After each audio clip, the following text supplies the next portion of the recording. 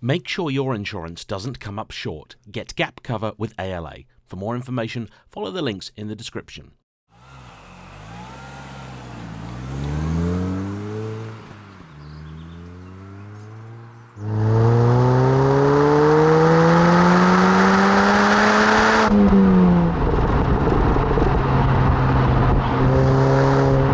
Hello everybody.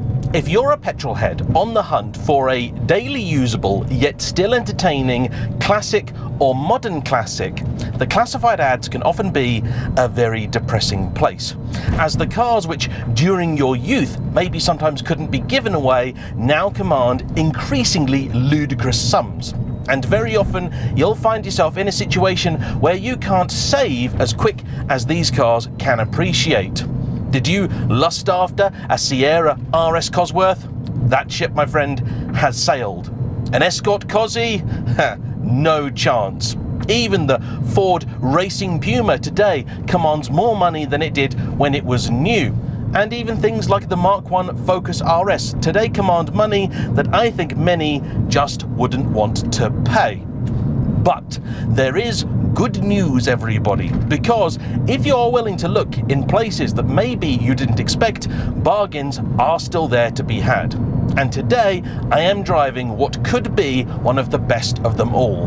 This is the first generation Mini John Cooper Works GP. It's landed 19 years ago, and according to those who drove it both in period and today, this could be one of the greatest hot hatches of all time. Yet, at the time of filming, it's still relatively affordable. But for how long, and is it worth it? Find out in today's episode of JayEmm on Cars.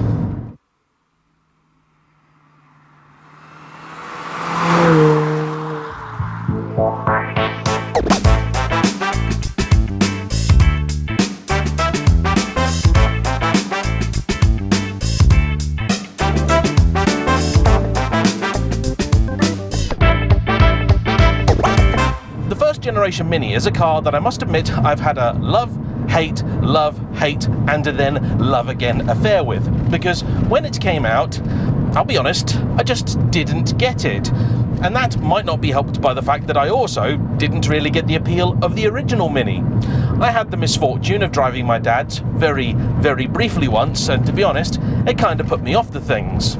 And though today the numbers quoted may seem relatively modest, the new BMW Mini also set the standard for what could be charged for what was supposed to be a relatively affordable car, with them seeming at first glance pretty accessible, and then when you started adding all of the option packs, which Mini really helped spearhead at that end of the market, you suddenly realised they were fairly pricey things. But that didn't stop them selling, and as soon as they were out, Minis were everywhere.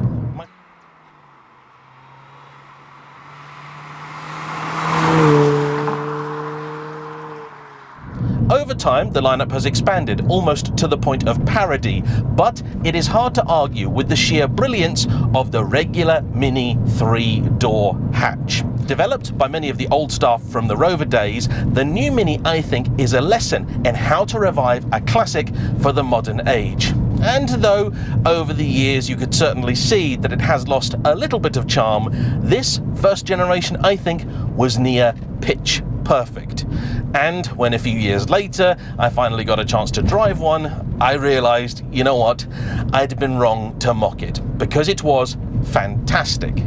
However, as time has then begun to pass, it is quite clear these were simply not assembled with the same level of care and attention to detail as a BMW of the day. Because now, often you'll get in a first generation Mini and things will just come off in your hand. Things are starting to crack, fall apart, and with the cars having now for a long time been very cheap, they are almost all showing the signs of wear and often abuse. But even so, I think if you can find a good one, then the first generation Mini is still something worth considering. And if you want the best of them all, well, look no further than this, the John Cooper Works GP. Now, rather confusingly, at the time, the Mini lineup consisted of the entry-level Mini 1, then the Mini Cooper, beyond that the supercharged Mini Cooper S, and then you have the Mini Cooper S JCW. But that is not a car that was ever sold from the factory. Instead, that was an upgrade kit for the Cooper S, and it comprised of some new bits for the engine, upping the power initially to about 200 horses, later a little bit more, and saw some tweaks here and there to give ultimately a sharper and more engaging drive. This, though, the John Cooper Works GP, was sold as you see it from the factory. Even more unusually, it was hand-finished by Bertone over in Italy. It was made in a limited number of just 2,000 examples for the final year of first-generation Mini hatch production, 2006. Allegedly, 444 were destined for the UK market, but in reality, a handful more slipped through the net. All of them are finished in this rather steely looking azure blue, and all have a very similar specification. So, what sets this apart from any other Mini? Well, the first and most obvious thing is the lack of rear seats, and that was part of a weight saving regime which in its most extreme guise gave the car a weight saving of some 40 kilos over the equivalent model. All in then, this example likely weighs around 1,200 kilos. It is not the lightest because this does have the air conditioning and a radio, both of which were options for the JCW GP. You also get these 18-inch 4-spoke alloys, the first time this design had been seen, which was later used on a great number of other Mini models. The engine was also further breathed on, with power now being a total of 218 PS. That's 215 horsepower. Torque is 184 pounds-feet, that's 250 Newton meters. And this comes courtesy of all of the upgrades of the regular JCW, plus further revisions to the injectors, the supercharger pulley, and also the intercooler, which was then made larger, not just for better performance, but also better longevity if you were to take the car on track.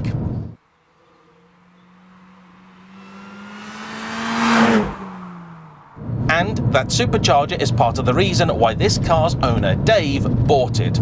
He has in fact had this from new, in which time it has covered just under 30,000 miles, making this an extraordinarily rare example of an already very rare car. He bought it because he knew that the next generation of Mini was to be turbocharged, and for him, if you want an entertaining hot hatch, it has to be either naturally aspirated or supercharged. Which is not to say that this 1.6 litre Brazilian-built Tritec engine is perfect. It certainly has its fair share of faults, but I also think it's got a lot of character too. My 3-point turn hill start torture test somewhat aborted there, so let's do a modified version of it. Visibility in this is excellent. Turning circle is utterly and totally abysmal. The 6-speed Getrag manual, the only option for the GP, is, I think, a little bit loose and not actually particularly nice. This has a non-standard shift knob, which is heavier than the standard item, and that is because they felt the regular one just didn't give him the feel that he wanted. In terms of drivetrain, this car is effectively standard, the only modification being the removal of a little flap on the intake, which is there for sound and not performance purposes. Helps you get a little bit more of that supercharger whine in the cabin, which from outside on the approach you can hear, and it sounds awesome. Once it's then past you, you get to hear that lovely GP-specific exhaust, and I think this both looks and sounds fantastic, helped in part by an also standard fit body kit, which here has had some of the non-color coded elements then painted to match that azure blue paintwork, and I think it looks rather cool. He has also then had some of the bright work painted in black, making it look a little meaner, but I think a bit more modern too. On the interior front, much of the dash is effectively as you would expect in any Mini of the day. There's a little bit of leather in the door, but by and large it is business as usual, with the sole exception of these Recaro seats, which are allegedly a little bit more heavily bolstered than you'd find in the regular car. And the only actual change made to this car which will affect the way it drives from standard is the suspension. This now has a set of IBAC springs and Koni FSD dampers on it, and this apparently has greatly improved the ride, which is an honestly rather terrifying notion, because as you can probably tell, even behaving myself and driving at a very, very sedate pace, This is a rather firm and crashy thing indeed. But you could also say that of a great many other examples of the first generation Mini. What you'd also say of them is that they happen to be, when you are in the mood, an absolute riot. This, in theory, should have dialed that up to 11. So, has it? Let's find out.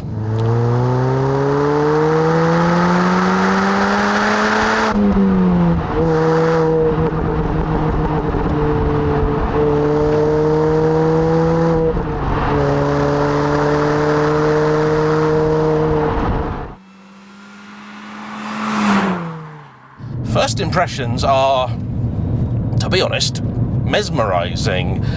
This at low speeds, like I just said, not a pleasant thing, but start to get a little bit of pace behind you, and it does feel like it comes together and works an awful lot better. And the engine too doesn't have masses and masses of punch, but it's quite keen to respond. It makes a lovely noise too when you're on the overrun. Big valve overlap means a nice, lovely, old-school burble. Sadly though, it is a little bit slow to respond if you want to heel and toe in the thing, or just rev match. Not the easiest of affairs. As the weather is excellent today, and the car is set on a nice, fresh set of Continental Premium Contact 6s, I'm going to do something rather unusual.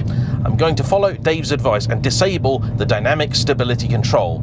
And part of the reason for that is that with it on, the car will use the brakes to try and help steer the car.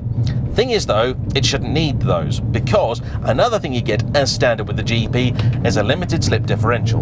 And to be quite honest, with front wheel drive, this amount of power, this grip today, I'm really not too worried. And this little bit of road coming up is far tighter and more demanding than that last one, so it is here where, if it has it, the Mini star quality should really shine through.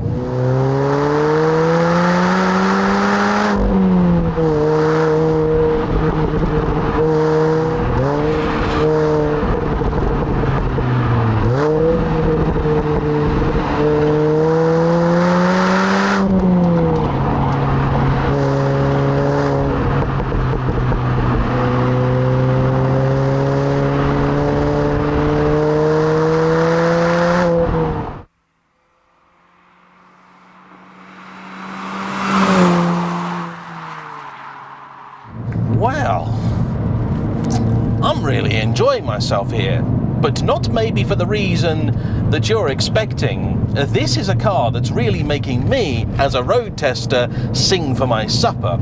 Because to try and explain this car to you, it's taken a little bit of time. And that is because to try and properly explain this car, I've had to think a fair bit more than usual. My initial response was actually to say that I don't like it.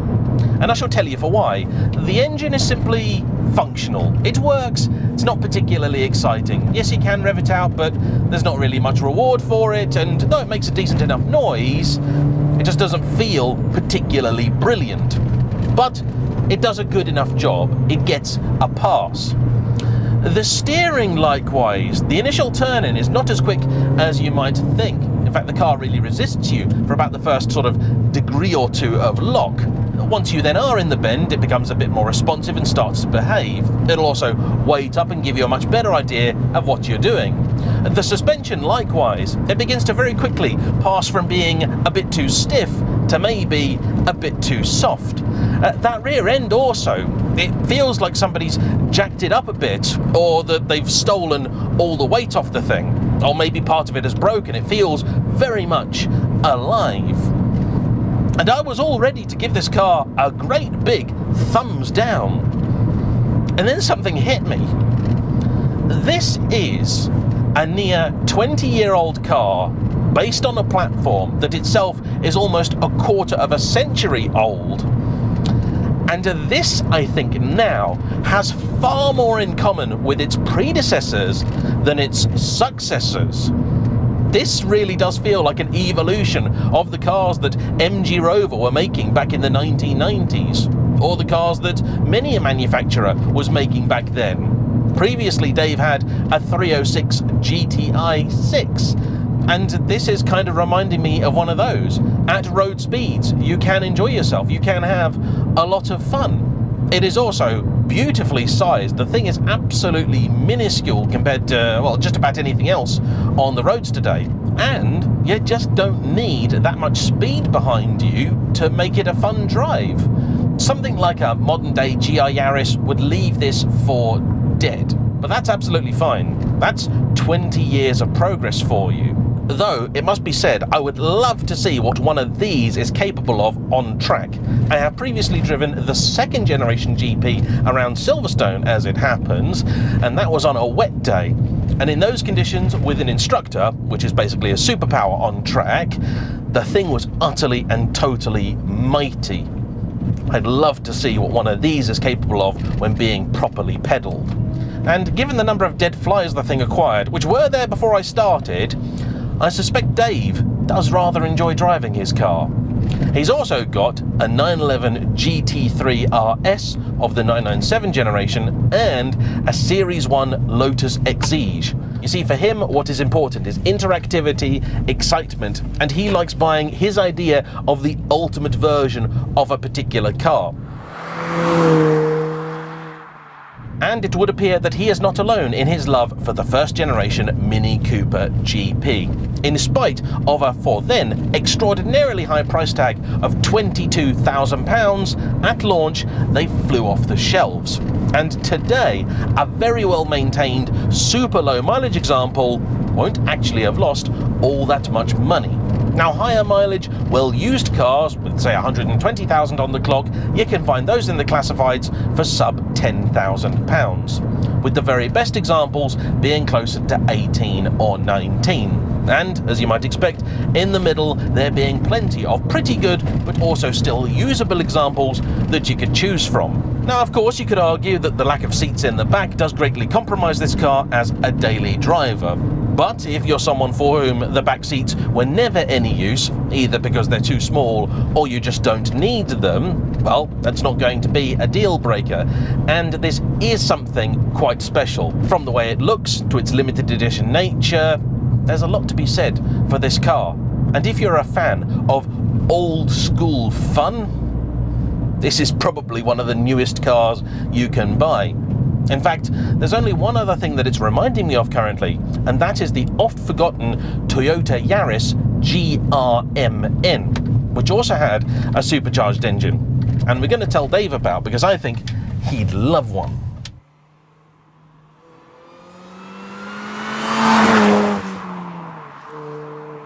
Now, are these perfect cars? No, they are not. They can suffer a myriad of issues, many of which are from the regular car on which it is based, and to be honest, not too many being GP specific. The injectors are noisy when they work, sometimes also they will stop working. The car can consume oil at a somewhat disturbing rate, but that's also a kind of normal BMW thing. However, it is not unheard of for the thing to crack itself. Various different parts can simply break, and on occasion finding the GP specific bits can be both difficult and, if you can get it, pricey. I was almost afraid of taking this car along this section. I call it the roller coaster, and that's because when you've got a car with a stiff suspension, this is the kind of road that likes to try and shake my cameras off a car. However, in this, get it up to the national speed limit, and it's fine. I don't think I've ever known a car with such an extreme character change, depending on whether you're driving slowly or quickly. So if you're the sort of person that wants to buy a car just to go from A to B, take it on the school run, please, for the love of Pete, don't buy a Mini John Cooper Works GP. But if you want to buy something that's a little bit special, a little bit fun, but not too showy, not too shouty, yet distinctive and appealing to those that know, this is a very, very cool car. And so today, if someone were to come to me asking for my recommendation of a hot hatch, which is both usable, but also could be something of an investment, bearing in mind, I hate the idea of cars as an investment, I think you'd struggle to do better than this. If for no other reason than, even if it doesn't gain a penny in the next 10 years, for the prices currently being asked, I think it's still great value. And you can't ask more than that. So I wish to say simply a big thank you to Dave for bringing his car out, to Tim, his son, for organising today, and of course to you for watching. Don't forget to hit the like button, comment down below, subscribe if you haven't already, and I'll see you for the next one. Bye bye.